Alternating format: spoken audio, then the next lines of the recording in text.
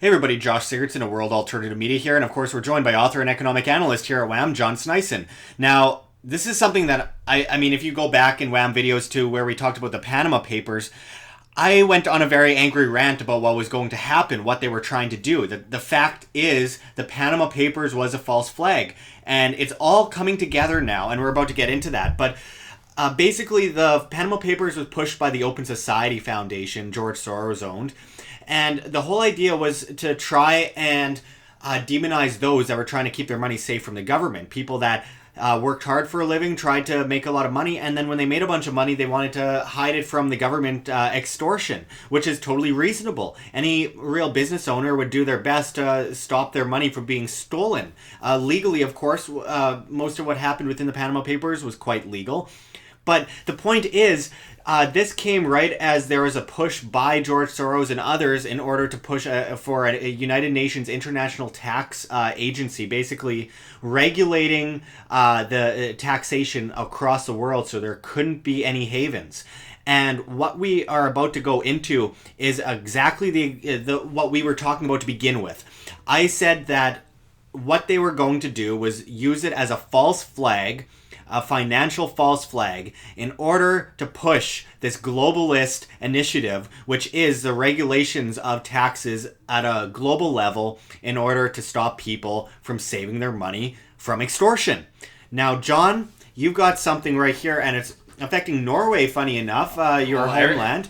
Everybody. And yeah, and it's going to be hurting a lot of people. So can you go into what on earth is going on, because this is just infuriating, and once again we're vindicated. We don't want to be vindicated, but the fact is we are vindicated. I'd rather be wrong, but the fact is there are evil people in charge of this world pushing their globalist ideas at an international level that is basically trampling on the civil liberties of all. Yeah, exactly. And what's happening here, Josh, it's we talked about it in our video back in the day. We said, it's hidden because it's not a UN per se push, because who was pushing this and who actually put out the documents and the research, and it was about 15 different papers that they put out. It was the OECD. Mm-hmm. The OECD's been, under the radar while everybody's looking at the UN and everybody else. Well, the OECD just came out and announced this little guy here. It's a 48-page document. It's called Multilateral Convention to implement tax treaty-related measures to prevent base erosion and profit shifting. So base erosion means basically that the government can't, collect all the money that they wanted to. And then, of course, profit shifting is, trying to hide some of your money outside of the country because you don't want to get extorted to death by the local government that have indebted themselves to the teeth and needs to take all of your money in order to save their own assets. And to perpetuate the system that they have put in place where they can basically just cause debt and destruction. Just as much manipulation as they can.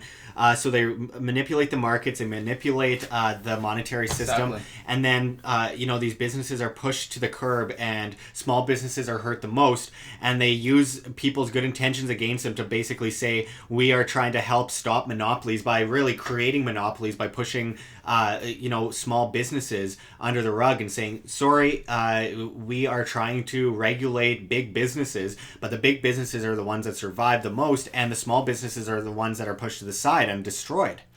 What they actually went through in this document, I read through most of it, and what I found is they talk about multinationals. They want to come after the multinationals, the big businesses. But the problem is today there's so many multinationals. There's smaller businesses and there's private individuals that are multinational because they're trying to hide some of the money that get extorted from the government. I think the main push here, Josh, is to actually come after the small guys and just try to look like they want to come after the big bad Apples and Walmarts and Ford, whoever is a multinational corporation. While they perpetuate the state-sponsored monopolies that are created by the very regulatory factors that come into play in order to basically trick people into believing that they're trying to stop the big monopolies when they're creating them. And also what they said was they're going to try to prevent double taxation, but they will actually look at where the person is a citizen, and then they will look at their business, and then they will say actually their business is 50-50, so we're going to tax you 50-50 in each country. So they're really like pushing this agenda. It's more control, more globalization, and they just want to extort people of more money because the governments are really struggling because they're indebting themselves so much that they have to go around the world and loot people from all their hard-earned wealth that they put together. The OECD says that they have about they're looking at $100 to $240 billion that they can actually like extort back to the local governments. Actually, I want to quote this Norwegian tax lawyer. He said that this is one of the real great breakthroughs in international taxation. This guy is, of course, a massive globalist. When it comes to wanting to say words like this, it just infuriates me completely. And what they're looking at about 100 signatories, and in the document it said the signatories actually are the guys that have signed it, but they haven't implemented it yet. They're actually talking about implementing the treaty in 2018, so it'll be the income for 2018, and there's big tax firms and tax lawyers all around the world like scrambling because they're trying to help some people hide some money that they've been working very hard for. And of course this all comes back again to what we've said with the United Nations. Like the OECD works hand in hand with the United Nations, there's no doubt about that. They just want to have ultimate and full control over people. That's all that it comes down to. Well, I mean, listen, you guys want to see the global government? You guys want to see the New World Order? Well, it's right in front of us. You're looking at it. It's happening. It's not on our doorsteps anymore. It's inside of our houses, and if you want to squeal like a pig apathetically getting beaten and slaughtered, then go for it. But the fact is, this is a coercion against all of us collectively. This is a collectivist coercion of we the people, the individuals. And the more that we stand down and say, oh, conspiracy theory, oh, that's crazy talk, when we have all of this right in front of us, the faster we will be slaughtered. Where's the conspiracy, guys? Please go and look at it. And it's all set in stone. This isn't a conspiracy theory. It's a conspiracy fact. And the fact that people are still resisting the fact that these are this is factual information is just further proof of the dumbing down of the populace. If we are going to sit here apathetic to this, then we maybe just deserve to be coerced by this. But the fact is, there are so many good people out there that their lives are going to be ruined. We're going to see a continuation of this perpetual debt and destruction, massive inflation, creation of currency out of thin air by the central planners, the central banks, and the regulations by the governments into the marketplace, destroying small businesses and creating monopolies while claiming to do quite the opposite.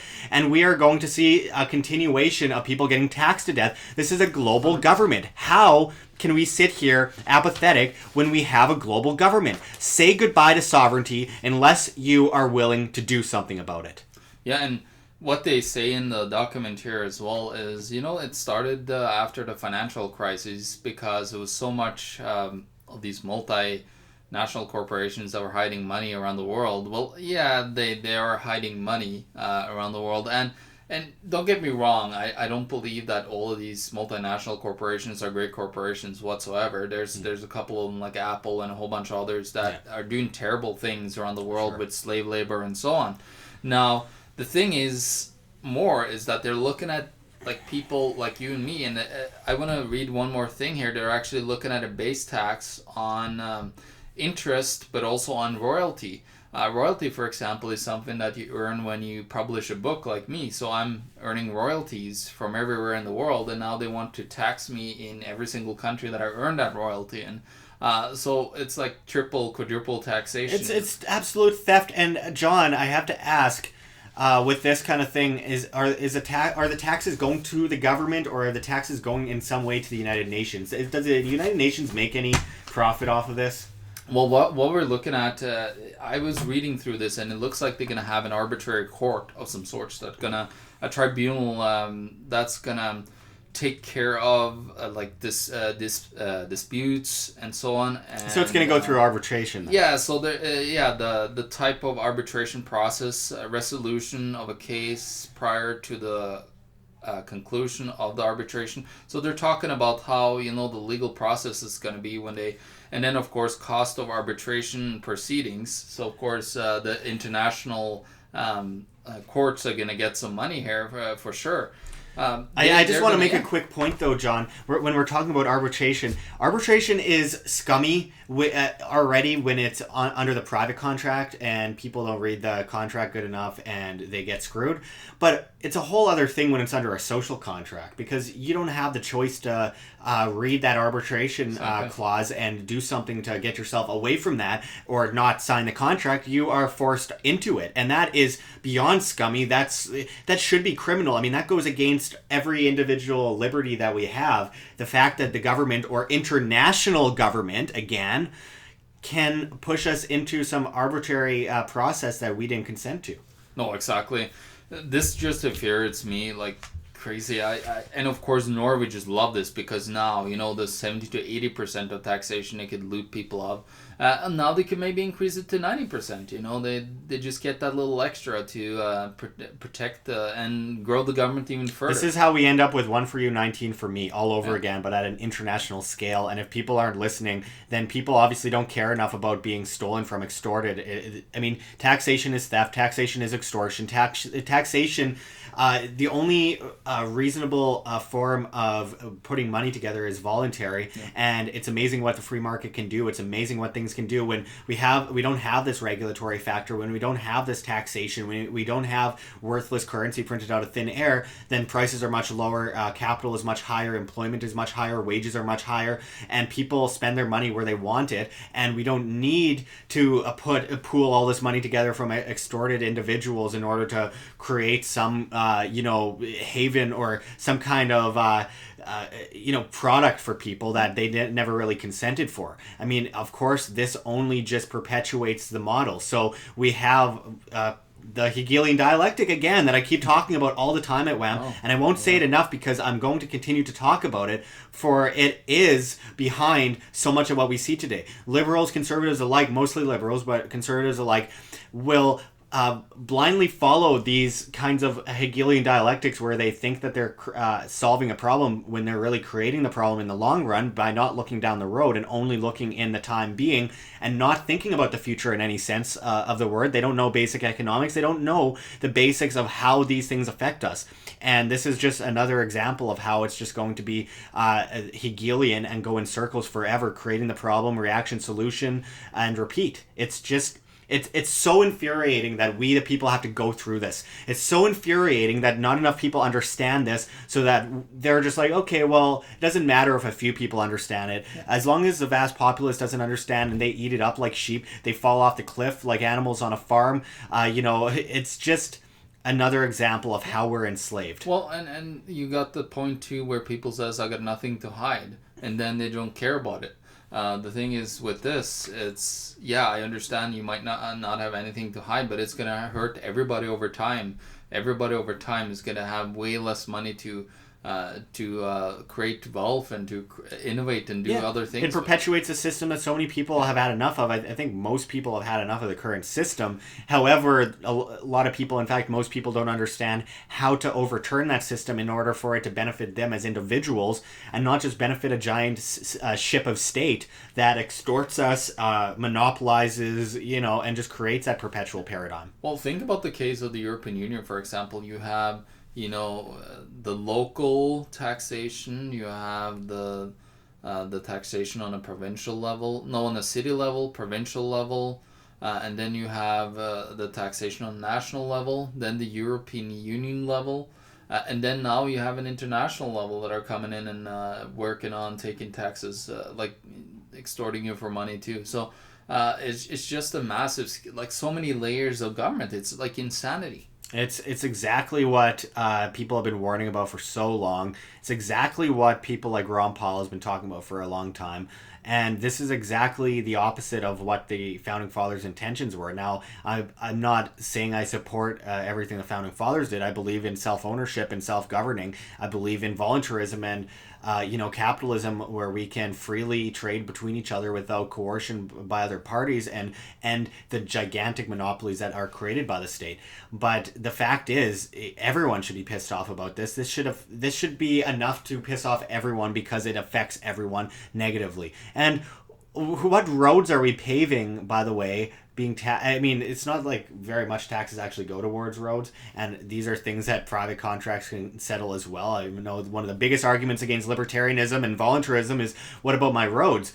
But we're looking at an international government. What roads are they paving other than our road to hell? I mean, it's just what insane. it is, it's the global oligarchy that are making money here. Exactly. That's all that it is. And the left should be pissed off because it's benefiting the bankers and the warmongers. But of course, the left for the last since 2008 have been silent on the wars because Obama and whatever, and most of the left has been silent on the banks. Even though Occupy and everything came into play, that wasn't even as much about the banks as how things should be regulated and create more problems in the long run because people didn't understand the implications of all these things. So what is happening where the left isn't even concentrating on the mortal enemies historically that they've had, and the right as well, because that's one thing that the left and right always had in common for a long time, was that we hate the bankers. And now look, the bankers are completely in charge, and they've overridden all of our civil liberties at a central planning level in collaboration with the governments and international governments. Well, the reason why they're for stuff like this is because, there's more taxation coming in, more money to the government to do stuff. Which is mostly spent on militarization and just the creation of debt and paying off of debt and then more creation of debt. And it's just a perpetual circle. It's just insane. People, if this isn't enough to piss you off, I don't know what to say. It is really getting quite ridiculous. So many are apathetic now that Trump is in, just like liberals were apathetic once Obama got in. And if we just continue to follow these leaders blindly and say, okay, well, maybe he'll fix things, then we are completely doomed to a lifetime of enslavement. Here's a message for Donald Trump. Pick up this tax treaty and please read it and make sure that the United States never sign on to this. Exactly. And from that going forward, I mean, no government should have anything to do with international governments, and no government should have anything to do other than protecting, the homeland from incoming and domestic attacks. But I mean, even that, there is a huge amount of extortion and coercion and the use of force, which is why it comes down to why we need to have free markets as a true democratic means of a society, and be able to have voluntarism so each individual can speak for themselves and not have a governing body, telling them what they can and cannot do. I mean, the only justification for coercion, as J. Edward Griffin puts it, is in the defense of life, liberty, and property. And that is the case. And the only reason we should ever see coercion is in that defense. Yeah. We should not see it from international governments, not from federal governments, not from provincial or state governments, and we should not see it from city governments or community governments. We should see it from ourselves. We decide our own fate, and don't allow anyone to tell you differently. I'm not going to force you to believe the way I believe, and I don't think you should force me to believe the way you believe. I think people should be voluntary, and we should follow the non-aggression principle, and we should be reasonable and righteous individuals against the tyranny of the oligarchs and the international government, and of course the national government, and so on, etc., etc. Don't follow leaders. Watch your parking meters, like Bob Dylan said, even though he was a bit of a commie. I will say that that line is true. We need to learn to answer to ourselves and not answer to politicians, because politicians, they might come in sheep's clothing. They might come with their thumb in their fist and tell you good things are good and bad things are bad, and I'm going to do this for you, but you need to do it for yourself. You need to stand for yourself, and you will see a bright, beautiful world, peace, prosperity, and you will have the wealth that you wish to have. You will have the property you wish to have, and you will be able to speak for yourself without being extorted and pushed to the dust into a hole that you cannot climb out of. Yeah, just take responsibility for your own life. That's all that I have to say. Absolutely. Well, thank you very much, John. We'll get back at you with much more. Stay tuned to Wham. Check the links below. GoFundMe, Patreon. We can't do it without you. Any donation is very much appreciated. And of course, check our offer for Anarchapulco in Mexico. You can save 10% on your tickets to Anarchapulco by typing in promo code WHAM. That's WAM. So thanks again, John. This is Josh Sigurdson, John Sneisen, signing out from World Alternative Media. Find the truth, be the change.